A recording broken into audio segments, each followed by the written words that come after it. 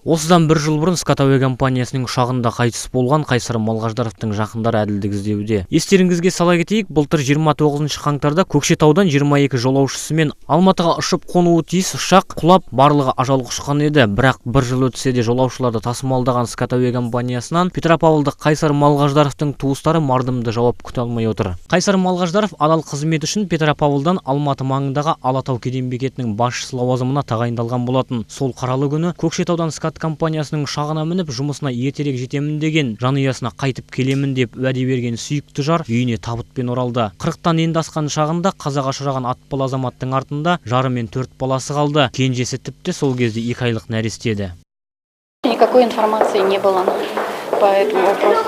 Никто даже не приходил и не сообщал причины авиакатастрофы. Мен інім мінген ұшақтың қалай құлағанын білгім келеді деген Бақытжан Сәмиева да інісінің іс-сапардан қайтып оралмағанына сенгісі келмейді. Ол өмірінің соңғы күніне дейін еңбекқор, ісіне адал болған, ешкімге жамандық ойламаған дейді. Марқұмның достары мен таныстары да атпал азаматтың орнын ешкім толтыра алмайтынын айтады. Американская юридическая фирма бізге шықты кезінде. Выходили они на нас, сосын почему-то отказались. Әрбір мемлекетте Скат деген фирмадай болса, баяғыда жауыстырады. Не айтар? Айтпайды, ешкімді айтпай жатыр. Мен интернетте де қараймын, ананы да қараймын. Ештеңеден ештеңе жоқ.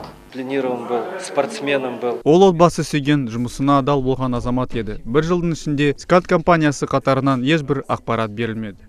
Ал Шымкенттік 23 жастағы экипаж мүшесі Святослав Бабаян ұшқыштар отбасының жалғызы еді. Алматыдағы азаматтық авиация колледжін бітіріп, 2 жыл ғана жұмыс істеп үлгерді. Бауыр еті баласының қалай құлағанын анасы Татьяна да білгісі келеді. Насколько я знаю, еще заключение комиссии нет. Семьи лишились отцов, сыновей. Ал Скат әуе компаниясы бұл іс біздің құзырымызда емес дейді. Вы же должны знать, что это уже везде было сказано, что есть комиссия по расследованию. И только комиссия компетентна вообще комментировать сейчас данную ситуацию. А сотрудники нашей компании, к сожалению, в состав комиссии не входят. Поэтому мы вам просто ничего не можем сказать. Вам нужно искать следственную комиссию и с ней по этому поводу разговаривать. Қаңтардағы сол бір күні қайғы жұтқан отбасылар бірер күннен соң жақындарының аруағына арнап жылдық ас өткізбек. Бірақ осы уақыт аралығында шаңырақтарға мардымды жауап бермеген Скат тілшілерімен де тілесуден бас тартты. Ал марқұм Қайсар Малғаждаровтың туыстары ұшақ жанармайдан жетіспеуінен құлады деген ресми емес ақпардан ғана құлағдар болып келген.